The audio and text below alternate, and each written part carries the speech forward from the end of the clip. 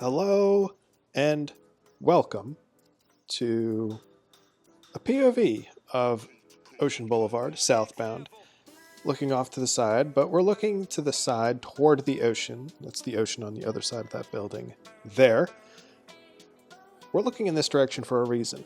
The barricades along the road still exist a week after Memorial Day.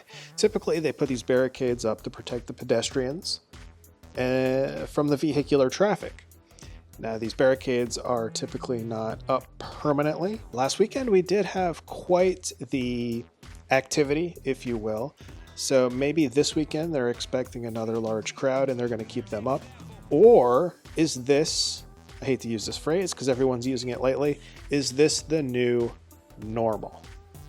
I don't know.